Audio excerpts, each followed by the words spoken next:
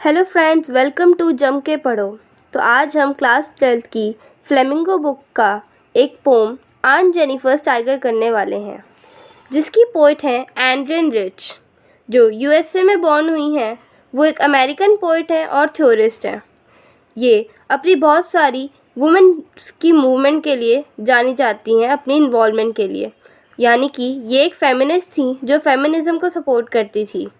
इन्होंने बहुत सारी पोइट्री और थ्योरी लिखी हैं वुमेन एम्पावरमेंट के ऊपर, और उनमें से एक है आंट जेनिफर्स टाइगर, जो बताती है एक मैरिड वुमेन के एक्सपीरियंस के बारे में। ये इस पूरी पोएम के कुछ वर्ड मीनिंग है, इम्पॉर्टेंट वर्ड्स जिसका मीनिंग हमें जानना ज़रूरी है, और थीम। सबसे पहले हमें इस पोएम की थीम समझनी ज़रूरी है। तो इसकी फर्स्ट थीम है, Tigers are symbolic of Aunt Jennifer's inner desire to be bold, fearless, confident like these tigers। मतलब जो टाइगर्स हैं वो एक सिंबल है आंट जेनिफर की इनर डिज़ायर के, एक bold, fearless and confident woman बनने के, जैसे कि टाइगर्स होते हैं। और इसकी सेकंड थीम है, tigers are symbol of a male dominated society, यानी कि पैट्रियार्कल सोसाइटी। पैट्रियार्कल सोसाइटी वो होती है जहाँ पे मेल का डोमिनेंस होता है। जो मेल होता है वो घर का हेड होता है, जैसे नॉर्मल इंडियन सोसाइटी में होता है, जहाँ पे फीमेल्स को डोमिनेट किया जाता है, उनके बारे में कदर नहीं करी जाती, उनकी रिस्पेक्ट नहीं करी जाती।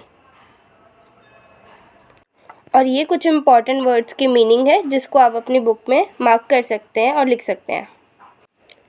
Aunt Jennifer's tigers prance across a screen, bright topaz denizens of a world of green। इसका मतलब है आंट जेनिफर के जो टाइगर हैं वो बहुत कॉन्फिडेंटली वॉक कर रहे हैं, टहल रहे हैं बहुत फ्रीडम के साथ। और वो वर्ल्ड ऑफ ग्रीन का मतलब है फॉरेस्ट, और ब्राइट टोपाज मतलब हम इसको पुखराज भी कहते हैं, और एक येलो कलर का स्टोन होता है ये। और जो टाइगर्स हैं वो एक पुखराज की तरह लग रहे हैं, चमक रहे हैं घने हरे जंगलों में। They do not fear the man beneath the tree, they pace in sleek chivalric certainly. मतलब वो किसी से डरते नहीं, वो पेड़ के नीचे खड़े आदमियों की तरह और उनसे डरते नहीं, और खुलेआम घूमते हैं, जैसे कि मेल्स हमारे रेगुलर जीवन में हम देखते हैं कि वुमेंस को रोक टोक करी जाती है उन पे, और जो मेल्स हैं वो खुलेआम घूमते हैं, उन पे कोई रोक टोक नहीं करी जाती। जो वो रात भर बाहर भी रह सकते हैं, लेट रात को बाहर भी जा सकते हैं, खुले घूम सकते हैं, उनको कोई रोक टोक नहीं करी जाती। पर फीमेल्स के ऊपर अगर हम बाहर जाएं तो उन पे रोक टोक करी जाती है, उनको लेट बाहर रुकने नहीं दिया जाता, उनको अगर 8 बजे से ऊपर हो जाए तो जाने नहीं दिया जाता बाहर। तो ऐसा उनके साथ वो कह रही है कि जो आंट जेनिफर जो है एक वुमेन है, और जो वो बता रही हैं कि उन्होंने जो टाइगर बनाए हैं अपने हैंकरचिफ के ऊपर, जो भी उनका जो कपड़ा है उनके ऊपर जो उन्होंने टाइगर्स बनाए हैं, वो उनके दर्शा रहा है कि कैसे वो टाइगर्स खुलेआम उसमें घूमते हुए दिखाए गए हैं, जो उन्होंने जिस चीज़ के ऊपर भी बनाया है।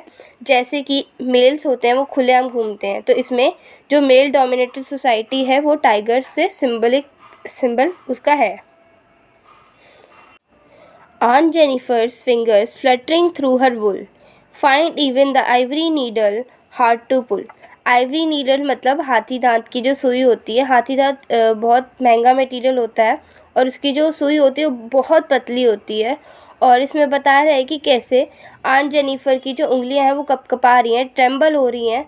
वो अपने जो ऊन की जो सुई, अपनी जो आइवरी नीडल है उसको निकालने में से, कपड़े में से, उनको उसमें भी उनके इतने हाथ काँप रहे हैं। The massive weight of uncle's wedding band sits heavily upon aunt Jennifer's hand. इसमें अंकल्स वेडिंग बैंड का मतलब है जो वेडिंग रिंग होती है, इंगेजमेंट रिंग होती है, वो बता रहा है कि कैसे, वो जो पोइट है वो बता रही है कि कैसे अंकल की जो वेडिंग रिंग है, मतलब जो भी उसके अंकल होंगे उनकी जो वेडिंग रिंग है वो इतनी भारी है कि उसमें वो वेट की बात नहीं कर रही है, वो जो उसका जो मन का भार होता है ना, वो आंट जेनिफर से संभल नहीं रहा है, वो बहुत हैवी है आंट जेनिफर के हैंड में। वो परेशान हो चुकी है अपने वेडिंग से, मतलब अपनी मैरिड लाइफ से वो खुश नहीं है, उनका एक्सपीरियंस बहुत बुरा है, वो डरती हैं अपने हस्बैंड से। When aunt is dead, her terrified hands will lie, still ring with ordeals she was mastered by। इसमें पोइट कहती हैं कि जब आन जेनिफर की डेथ भी हो जाएगी तब भी जो उनके हाथ हैं वो डरे डरे रहेंगे। वो अपने जो भी उनके साथ हुआ वो उससे बाहर नहीं आ पाएंगे, अपने दुखों से बाहर नहीं आ पाएंगे, अपनी जो अनहैप्पी मैरिड लाइफ थी उनसे बाहर नहीं आ पाएगी मरने के बाद भी।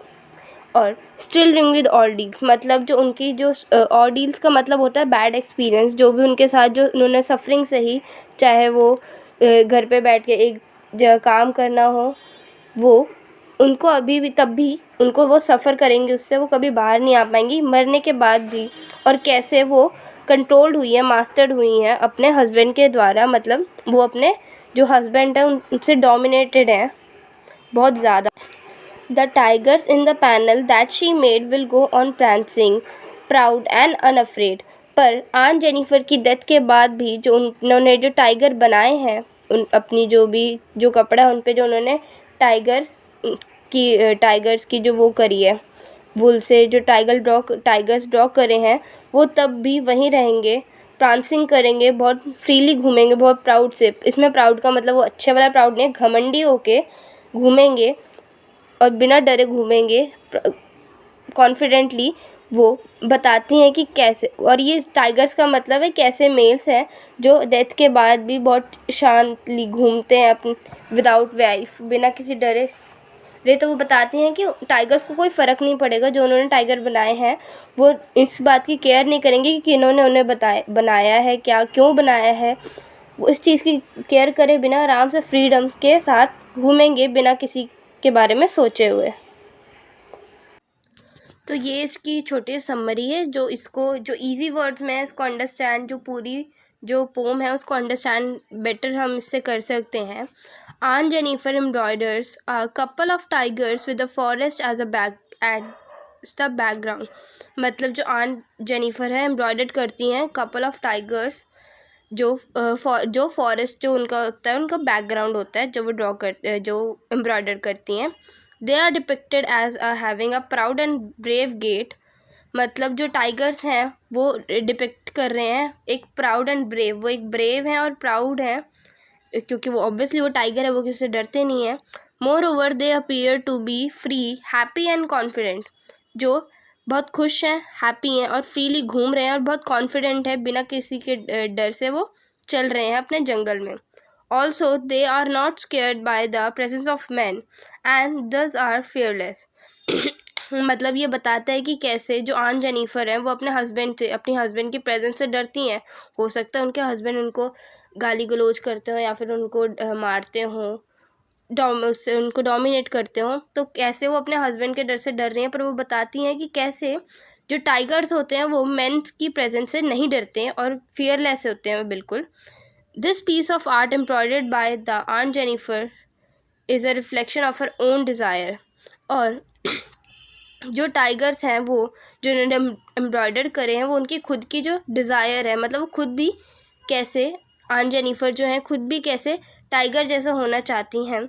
She feel suffocated in the patriarchal system where she is left devoid of her individuality.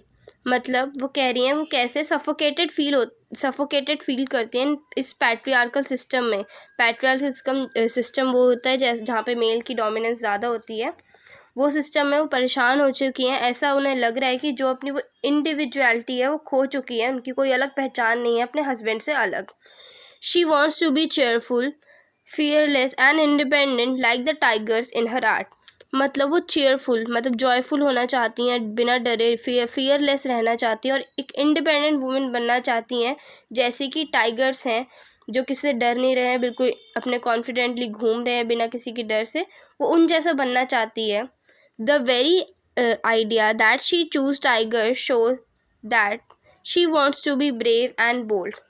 मतलब जो टाइगर्स उसे जो आइडिया दे रहे हैं वो ये है कि वो कैसे ब्रेव और बोल्ड बनना चाहती हैं। Also, the bright and the lovely colors, topaz and green, created a beautiful and happy environment. मतलब कैसे जो उन्होंने मतलब तोपाज पुखराज का जो कलर होता है बहुत सुंदर सा, एक वाइट येलो और ऑरेंज कलर सा होता है, वो कितना सुंदर लग रहा है। और पीछे के जो ग्रीन बैकग्राउंड में, मतलब ग्रीन बैकग्राउंड में, जहाँ पे ग्रीन बैकग्राउंड मतलब जंगल वगैरह में, उन्होंने 2 पुखराज के कलर के यानी कि 2 येलो कलर के जो टाइगर बनाए वो कितने सुंदर लग रहे हैं, कितने हैप्पी लग रहे हैं इन्वायरमेंट में, जहाँ which the aunty lacks as she is bound in a patriarchal dull life assign to her. और बता रहे हैं कि कैसे वो कितने सुंदर लग रहे हैं, जो इन्वायरमेंट आंटी के पास नहीं है, वो उन्होंने अपनी एम्ब्रॉयडरी में बताया है कि जो इन्वायरमेंट उनके पास नहीं है, उनके पास एक डल इन्वायरमेंट है जो उनकी लाइफ को दे दिया गया है, उनकी लाइफ को भुगतना पड़ रहा है। मतलब वो अपनी मैरिड लाइफ की बात कर रहे हैं कि कैसे उनको ये असाइन हो गया, उन्होंने शादी कर ली, उनके पास ये असाइन हो गया, उनको ये मिला है। The picture of the happy and fearless tigers above the man can be seen as representing the aunt's wish to break the free from the male dominant world। तो इसमें बता रहे कि कैसे जो जैसा आप अपनी बुक में देखोगे एक टाइगर की पिक्चर बनी हुई है, चैप्टर जो पोम है उसी के साथ में, तो बता रहे हैं कि कैसे जो पिक्चर है वो कैसे बता रही है कि जो टाइगर है वो एक हैप्पी और fearless है, और वो जो जेंट्स के बीच में भी, मैन के बीच में भी वो किसी से डरता नहीं, बल्कि उन्हीं को अटैक कर देता, उन्हीं को खा जाता है टाइगर, अगर अपने पे आए वो टाइगर। तो कैसे वो आंट जेनिफर की विश को रिप्रेजेंट कर रहा है कि आंट जेनिफर भी उनके जैसा फ्री होना चाहती है और ब्रेक करना चाहती है मेल डोमिनेटेड वर्ल्ड को, मेल डोमिनेटेड सोसाइटी को। तो थैंक यू वेरी मच।